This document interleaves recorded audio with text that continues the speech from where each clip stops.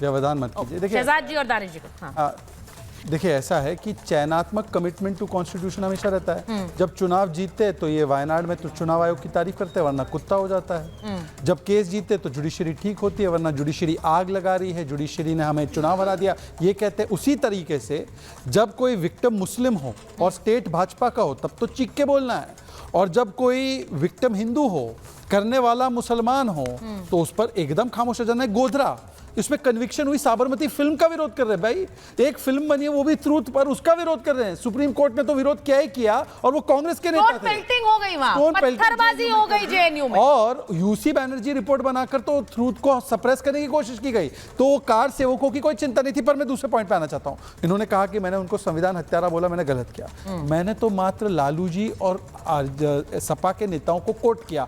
पूछ लीजिए फराज जी से, किदवाई जी से, कि क्या जो 19 महीने मुलायम सिंह यादव जी जेल में रहे तो वो संविधान की हत्या नहीं थी क्या? इमरजेंसी का कालखंड एक बार पूछ लीजिए। अगर वो बोलते नहीं संविधान की हत्या नहीं थी तो मैं मान लेता हूं। और आखिरी बात मैं पूछना चाहता हूं, देखिए फराज जी ने तो कई सारे सवालों का जवाब नहीं दिया कि आरक्षण होना चाहिए SC ST का, OBC का, पर उनको पता है रिजर्वेशन एंड प्रमोशन किसने रोका? समाजवादी पार्टी ने 2012 में। अब बोल दीजिए एक बार कि गलत रोका या सही रोका।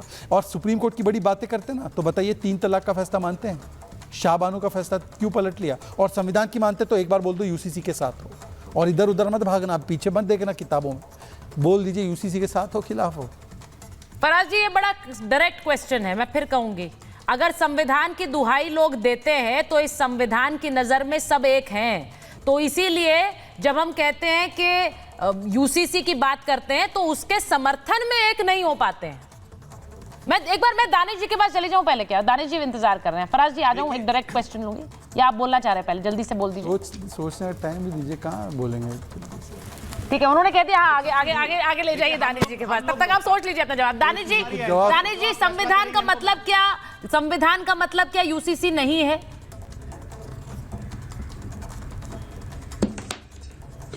बिल्कुल, संविधान का मतलब UCC है, लेकिन ये एक्सक्लूजन के साथ में जो निकाल कर लेके आते हैं कि ट्राइबल के लिए अलग है, इनके लिए अलग है, सिर्फ मुसलमानों के लिए लागू होगा, तो ये इंक्लूसिव है।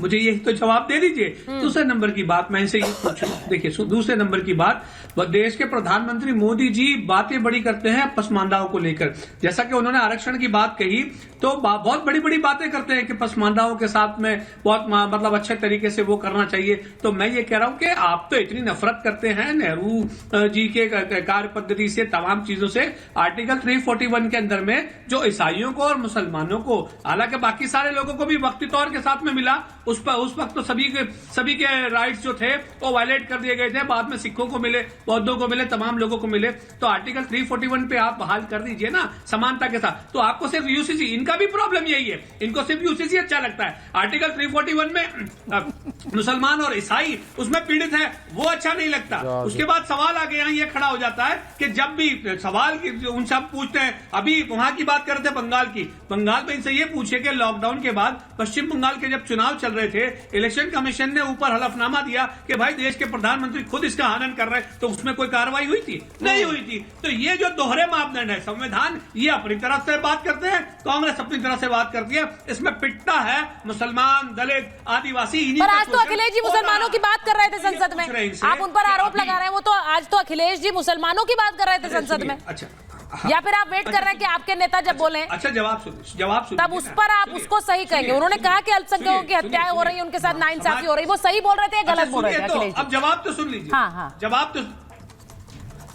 तो सुन लीजिए। मैं ये कह रहा हूं कि समाजवादी पार्टी का जब शासन था, उस शासनकाल के अंदर में जो दंगे हुए, तो 1.25 घंटे VHP के साथ में बंद कमरे में इलू की जो मीटिंग चली थी टॉप मोस्ट लीडरशिप की, वो क्या था उसको उजागर करेंगे। पूछ लीजिए जो अब ये नहीं, ये मुझे समझ नहीं आ रहा है। आपने अब समाजवादी पार्टी पर VHP के साथ मिली भगत की आरोप लगा दिया, वो आपको कहते हैं आप BJP की B टीम है, MIM। ये समझ नहीं आ रहा है, ये क्या सिर्फ मुस्लिम वोट्स के लिए नहीं हो रहा है क्या? This is only purely for Muslim votes.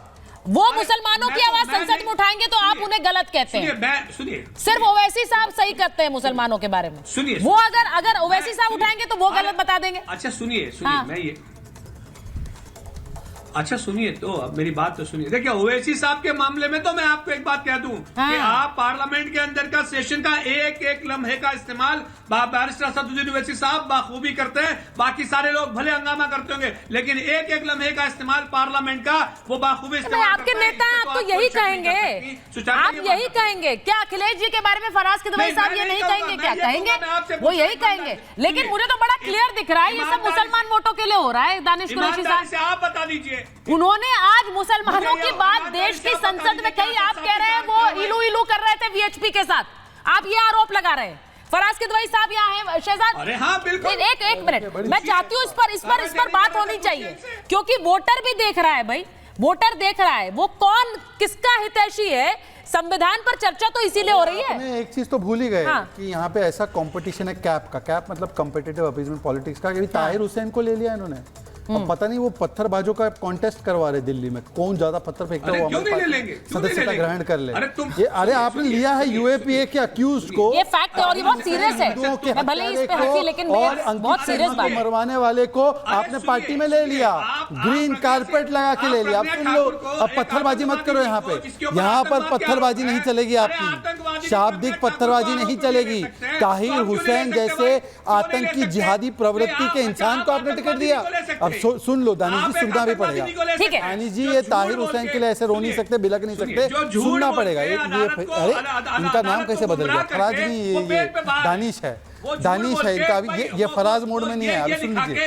अरे सुनिए दानिश साहब, एक बार सुनिए, उसके बाद मैं फराज जी के पास भी जाऊंगी ना। बोला अब उसके बाद सुनना नहीं है। हाँ, लीजिए, फराज जी को इन्होंने बोला ट्राइबल को यूसीसी से निकाल दिया। इनकी पार्टी का नाम क्या है? मजलिस Ittehadul Muslimeen, exclusive Muslim party. वो दूसरों को बता रही है। हाँ, मैं डंके की चोट पर बोल रहा हूँ कि यूसीसी उत्तराखंड में ट्राइबलों की संस्कृति पर कोई नाश नहीं होगा। आप बता दीजिए कि वहां पर फराज किदवई इसके साथ में खिलाफ है। बता दीजिए कांग्रेस पार्टी। चलिए फराज जी से मैं पूछूंगी, फराज जी के पास जाएंगे। यूसीसी पे क्या स्टैंड है बताइए एक बार। फराज जी देखिए, संविधान की बात हो रही है, तो संविधान में यूसीसी की बात पर क्यों मौन रहते हैं, उसमें क्यों नहीं साथ होते? फराज जी क्या स्टैंड है? अब सोच के कोई कॉल वॉल आया होगा कि ये स्टैंड लेना। देखिए, मुझसे कई सवाल पूछे गए सुचारिता जी। हाँ, जवाब सबसे दे पहले तो मैं शहजाद भाई को एक बात बता दूं। शहजाद भाई, बर्नार्ड मराज को आप जानते हैं? बर्नार्ड मराज जो हैं, इनको आपकी पार्टी ने चुनाव लड़ाया था। इनकी जरा से बैकग्राउंड क्या था ये समझ लीजिएगा। सैफुल्लाह फारूक, एक घोषित आतंकवादी को आपने चुनाव लड़ाया। कांग्रेस के रटे रटाए व्हाट्सएप पॉइंट से आगे बढ़िए भाई साहब, कुछ रेलेवेंट बोलिए। कोई नया मटेरियल नहीं भेजा क्या इन्होंने? तो नहीं, अरे सुनिए, अभी आप बड़ी आतंकवादियों की बात कर रहे थे ना। ये वो पार्टी है जो नाथूराम गोडसे को देशभक्त बोलती है। आपके सांसद बोलते हैं कि नाथूराम गोडसे देशभक्त था। बताइए, नाथूराम गोडसे देशभक्त था? भारतीय जनता पार्टी की ये सोच, अभी इनके आधे नेताओं से अगर कहिए सुचारिता जी कि बोलो नाथूराम गोडसे मुर्दाबाद, इनकी हैसियत नहीं है कि ये बोलेंगे। ये गोडसे के पुजारी, ये भारतीय जनता पार्टी के लोग, ये आतंकवादियों को टिकट देने वाले, ये हमसे सवाल पूछेंगे। बात कर रहे थे आप दलितों की, सुचारिता जी। अरे ड्रामा सुनिए। Social justice and empowerment ministry की ये रिपोर्ट है। शहजाद भाई, इसको पढ़िएगा। दलितों के ऊपर अगर सबसे ज्यादा कई अत्याचार हो रहे हैं तो उत्तर प्रदेश में हो रहे हैं। ये मैं नहीं बोल रहा हूं, ये आपकी सरकार की मंत्रालय की रिपोर्ट बोल रही है। अच्छा। आप क्या बात करेंगे? आप SC ST और आप बात करते हैं SC ST OBC की। 92 आपने देश के SC ST और OBC को इस बात पर मजबूर कर दिया है कि आज भी देश के 92% SC ST और OBC इस देश का गटर साफ कर रहे हैं। हमारी सामाजिक न्याय और सामाजिक परिवर्तन की वो लड़ाई है सुचारिता जी कि SC ST OBC अब इस देश में गटर नहीं साफ करेगा। इस देश का SC ST और OBC अब इस देश की वाइस चांसलर बनेगा यूनिवर्सिटीज में, प्रोफेसर। और इस देश का मुसलमान क्या करेगा फराज साहब? आज मेरे पैनल पे आप हैं, दानिश कुरैशी साहब हैं, और दानिश कुरैशी साहब आप लोगों पर और कांग्रेस पर, अजय वर्मा जी भी हैं, आप लोगों पर ये आरोप ओवैसी साहब लगातार लगाते रहे कि आप लोगों ने तो मुसलमानों के लिए कुछ नहीं किया है, दशकों तक कुछ नहीं किया है। तो उस पर क्यों नहीं बोलते? आपकी पार्टी है, कांग्रेस पार्टी है, आप तो MY समीकरण की बात करते थे। आज भी मुसलमान वोटों के लिए लड़ाई हो रही है, तो उसमें यही कहा जाता है कि मुसलमानों के लिए उन्हें शिक्षा दी जाएगी, मुसलमानों की शिक्षा मदरसों से आगे बढ़े। ये अभी तक है, इतने सालों बाद भी ये पॉइंटर्स है। आप सोचिए जरा, अजय जी कुछ दिखा रहे हैं, मुसलमानों के जुल्म की लड़ाई है। हाँ, सोच लीजिए, अब जुल्म की लड़ाई है। उस लड़ाई में आप साथ है समाजवादी पार्टी के, बीजेपी को घेरने के लिए आप साथ है समाजवादी पार्टी के। बताइए दानिश साहब। देखिए सुनिए, मैं आपको बोलूं, सबसे ज्यादा जुल्म और ज्यादती करने वाली इस देश के अंदर में भारतीय जनता पार्टी और ये इन तमाम लोग हैं। आप किस बात ये तमाम कौन है? तमाम कौन है? एकमात्र भारतीय जनता पार्टी ऐसी पार्टी है जिसने बाबरी मस्जिद, सुनिए, आप सुन लीजिए। भारतीय जनता पार्टी एकमात्र ऐसी पार्टी है जिसने इस देश में बाबरी मस्जिद ढाने का आंदोलन चलाया और कांग्रेस ने उसको पीछे से बैकअप दिया। और समाजवादी पार्टी की जब हम तक बात कर रहे हैं तो हम तो ये कह रहे हैं कि उत्तर प्रदेश में अभी रिसेंटली चुनाव हुए थे, ठीक है, क्या मुसलमानों का क्या रिप्रेजेंटेशन का रेशियो है और कितने फीसद उन्होंने अपने कैंडिडेट उतारे, तो आपको दूध का दूध पानी मिल जाएगा। इससे आगे बढ़ के मैं ये पूछ रहा हूं आपसे कि आपके शासनकाल में, समाजवादी पार्टी की बात कर रहा हूं, समाजवादी पार्टी के शासनकाल के अंदर में जब मुसलमानों पर जुल्म और ज्यादती हो रही थी, जब भरी सर्दियों के अंदर में बुलडोजर हटा के जब जो दंगा पीड़ित थे उनके घर के टेंट हटाए गए थे, क्या आपको वो याद नहीं है? और सुनिए, मैं ये कह रहा हूं कि बैरिस्टर सदुद्दीन ओवैसी साहब तो अपने शहर में अपने प्रदेश में लड़ रहे थे, आपने जुल्म और ज्यादती की इंतहा मचा दी, तब उनको वहां पहुंचना पड़ा। इतने सालों से तो आप अकेले ही लड़ रहे थे ना, क्या कर लिया आपने बीजेपी का, बताइए आप। तो ये सारे लोग क्या कर लिया आपने बीजेपी का? दानिश साहब, वो तो दानिश साहब सीधा सवाल उठा रहे फराज जी पे, मतलब आप